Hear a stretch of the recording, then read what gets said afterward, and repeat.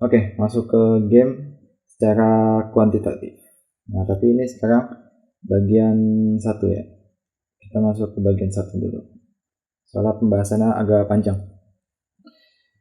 Nah, di bagian 1 ini kita bakalan bahas ini ya.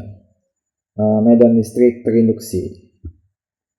Medan listrik terinduksi. Nah, medan listrik terinduksi ini jadi gini. Kan si tadi ya game itu kan dia punya dua kan. Game punya dua, ada medan listrik dan medan magnet. Nah, di sini gua gambar dulu. Nah, nanti kan ada medan magnet kan ya, di sini dia. Ada gua pakai hijau aja nih. Nah, ini medan magnet nih yang horizontal. Nah, ini medan magnet. Nah, kemudian ada medan listrik. Medan listrik dia yang vertikal. Nah, vertikal. Dia ke atas. 1, 2, 3. Oke, nah jadi di pembahasan medan listrik terinduksi ini kita makainya medan magnet ya. Nah, kita pakai medan magnet. Nah, dari medan magnet ini dia menginduksi medan listrik. Oke. Nah, jadi gua ambil nih. Gua ambil yang di bagian sini. Cuma medan magnet keduanya nih, kan ada 1, 2 kan ya, 3. Nah, gua ambil yang keduanya. Oke. Gua potong. Yang gua pisahin dulu. Nah, kemudian di sini nih. Gua ambil 1. Nah, ini B yang kita analisis. Oke. Nah, B-nya ini dia menembus suatu ini ya, kita buat permukaan khayal. Nah, dia menembus, kan kalau di analisis medan magnet kan pakai ini kan ya, pakai kawat gitu kan ya. Nah, kalau di sini kita pakai permukaan khayal. Nah, oke. Nah, jadi kita punya medan magnet. Si game ini kan nih, gelombang elektromagnet ini jalannya ke sini kan ya, dia merambat ke kanan kan ya, C, dengan kecepatan C. Nah, ketika merambat ke kanan, si B-nya kenapa nih? Si B-nya dia makin kecil kan ya, tadi kan di puncak nih tinggi, tadi tinggi banget, kemudian nih tinggi nih, kemudian dia jalan ke sini, artinya apa? B yang keduanya ini kan ya, yang pendek kan, artinya dia makin berkurang. Nah, medan magnet berkurang bakal nimbulin apa dia? Ada GGL. Nah, GGL kemana tuh? Pertama B induksi dulu. Nah, karena B-nya berkurang, artinya jadi kecil, B induksinya kemana? Supaya mengimbangi kondisi awal. B induksinya ke sini kan ya, searah. Oke, B I N D. Nah, B-nya searah, tapi nggak gua gambarin soalnya biar gambar gua agak jelas. Oke, jadi anggap nih gua di sini aja, B induksinya ke sini. Nah, gua pisahin biar gambarnya jelas. B induksinya pokoknya ke arah luar. Nah, ketika ada B induksinya keluar, si kan kalau di medan magnet ya, kalau misal nih ini ada loop, nah terus B induksinya dia ke dalam. Nah, nanti ada namanya aliran arus kan ya, aliran arusnya kemana? Sesuai aturan tangan kanan, dia bakal gini kan ya, set. Nah, arus, tapi ingat di sini arus, di kasus yang ini arus nih, di sini arus. Sedangkan kita mainnya di sini apa? Medan listrik kan ya. Oke, nah ingat ini, kita balik lagi nih, pas kita punya ini ada muatannya plus plus itu kan identik sama arus kan ya arahnya ya. Kalau negatif itu dia berlawan arus, tapi kalau plus itu berlawan arus. Ketika dikenai oleh medan listrik, dia bakal kemana? Searah kan ya, ke atas dia nanti si muatan ini. Nah, dia bakal jalan ke atas searah medan magnet. Artinya apa? Ketika ada arus mengalir nih, ketika ada arus mengalir saat ini melalui kawat, artinya apa? Di sini juga ada medan listrik. Nah, berarti di sini ada medan listrik nih. Nah, medan listriknya muter sama. Dia muter juga. Sehingga si arusnya ke bawah. Oke. Berarti di sini ada medan listrik nih. Dia ngarah ke sini saat berlawanan arah jarum jam. Nah, ada medan listrik. Nah, tapi kenyataannya nggak gitu. Dia malah kayak gini. Di sini dia timbul medan listrik lebih besar di kanan, lebih besar daripada di kiri. Nah, gue buat segini aja. Nah, besarnya E ditambah DE. Di sini E awal-awal. Nah, ini luasnya ini panjangnya DE. DX. Dia kecil banget panjangnya nih. Panjang ini nih. DX itu panjang dari sini ke sini. Ini ke sini. Oke, kita anggap sini ya H. Nah, ini H. Tingginya H. Dari puncak kotaknya sampai bawah kotaknya H. Nah, ini kenapa kayak gini nih? Tapi sama aja kan ya. Arus kan ngalir dari kanan ke kiri kan ya. Ini juga kan lebih besar di kanan daripada di kiri kan. Anggap aja ini ngalirnya berlawanan arah jarum jam. Nah, soalnya kenyataannya gitu kan di medan listrik, dia ke atas semua, nggak ngalir bolak-balik, nggak ke atas semua. Nah, dari sini nih kita bisa simpulin. Ini gua hapus. Oke. Nah, jadi di medan listrik terinduksi ini kita main namanya apa? Kum Faraday. Gimana? GGL sama dengan minus D flux medan magnet kan ya. Oke. Per dt. Nah, GGL kita bisa ubah jadi apa? Voltase di materi potensial itu apa? Flux medan listrik dikali dengan ds. Oke, sama dengan berarti apa? Minus d flux b per dt. Nah, ini yang kita pakai. Oke, nah ini kita selesain sisi kirinya dulu. Sisi kiri kita selesain. Nah, E itu kan apa ya? E itu kan medan listriknya kan ini ya. Nah, medan listriknya ini.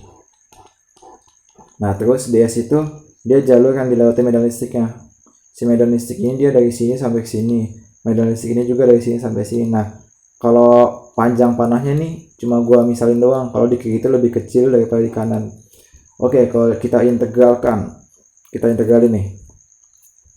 Berarti apa? Integral circle ds ya.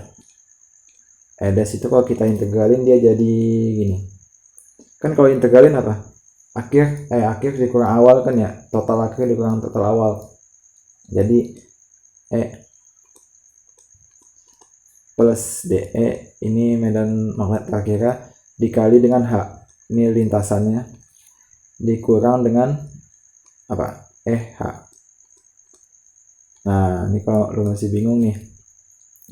Kan kalau integral itu apa? Identiknya dengan perkalian kan ya. Perkalian dari total nih. Dari sini jarak dx, d sini sampai sini. Diintegralin semua. Ini kan awalnya, ini akhirnya. Diintegralin jadi gini. Ini akhir nih. DE dikali dengan H jaraknya. Ke atas ini E kali H ke atas. Oke, jadi kita bisa ini selesain EH plus DEH min EH. Nah, ini bisa kita coret EH. Oke, jadi DEH. Nah, lanjut kita ke ini ya, fluxnya. Flux B itu apa? Flux B flux medan magnet itu sama dengan B medan magnet ya dikali dengan H dx. Ya enggak? Flux itu kan apa? B kali ini kan ya, delta A kan ya, permukaan. Nah, permukaan apa? H kali dx. H-nya itu ini set kali dx, permukaan kotak. Oke, ini gua hapus. Nah, berarti ini fluxnya dapat. Berarti kita kan yang diminta apa? Ini kan yang diminta. Nih, mana nih? Flux diturunin terhadap T. Nah, berarti kita turunin aja langsung D flux B per dt. Jadi sama dengan apa? Nah, yang dituruninnya kan itu B nya kan ya, berarti H dx konstan. H dx. Oke, berarti b nya kita turunin, db per dt. Nah, iya, kenapa nih bisa gini? Nah, soal di sini kan ya, h itu kan udah tinggi doang ya, konstan. Dx itu apa, jarak doang kan, konstan dia. Nah, sedangkan b ini kan dia berubah-ubah terhadap waktu. Siapa tahu nanti b nya di waktu sekian dia berkurang, di waktu sekian dia bertambah. Oke, berarti bisa kita masukin nih, kita masukin ke rumus tadi ini, rumus tadi kita balikin lagi. Nah, yang di sini kita ubah nih, kita ubah jadi apa, HDE kan ya, H kali DE, H kali DE sama dengan minus, nah masukin H dx db per dt. Nah, kita atur acak-acak.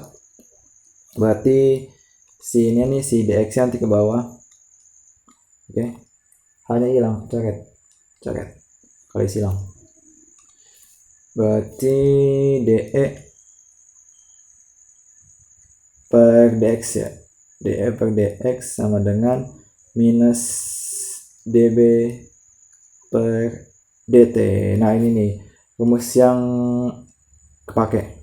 Nah, dapat. Nah, berarti kalau baca dari sini apa, medan listrik dia bertambah seiring bertambahnya x bersama x. Nah, db itu dia berkurang seiring waktu, minus kalau baca dari ini hasilnya. Nah, kita tahu kan ya kalau de per dx itu apa. Nah, kita selesaiin lagi. de per dx itu, nah de itu apa ya, ini gue tulis di atas, sama dengan em sin ya, sin apa, kx min omega t. Nah, kalau kita turunin terhadap x, gimana cara turunin? Pertama dalam dulu nih, turunin nih yang dalam kotak nih, turunin dalam ini. Kalau turunin apa, ini 0 kan ya, si ini nih diturunin terhadap x, ingat berarti ini 0, berarti ini tinggal k, yang sebelah kiri tinggal k, jadi keluar. Oke, turunin dulu dalamnya, hasilnya itu apa, de per dx sama dengan yang dalam kurungan turunin dulu, berarti tinggal k kan ya, tinggal k em. Nah, em kan konstan. Nah, sin diturunin jadi cos kx min omega t. Nah, sekarang db per dx sama dengan apa, ini db per dx, db per dt dia. Nah, dt dia turunan terhadap t, berarti apa, yang ini kan yang sebelah sini nih, ini gua tulis ulang dulu, siapa tahu kan lu lupa. B itu sama dengan, sama rumusnya, bm sin kx min omega t. Nah, berarti yang diturunin apa, kan turunin dalam dulu ya, ini dx diturunin jadi 0, soalnya dia turunin terhadap t, ini tinggal omega. Oke, berarti omega keluar, omega bm max kali cos, sini turunin jadi cos kx min omega t. Nah, yang ini nih yang dapat ini kan db, bisa masukin kan ya, kita masukin ke situ, jadi km max cos kx min omega t omega bm cos kx min omega t. Nah, bisa kita coret-coret jadi ini, cosnya hilang kan ya, hajar, berarti tinggal kita dapat rasio em terhadap bm sama dengan omega k kan ya. Nah, omega K. Nah, di sini omega K itu kita misalin C. Rasio omega dengan K itu C, kecepatan cahaya. Nah, untuk kuantitatif bagian pertama. Sip. Rasio amplitudo. Rasio amplitudo.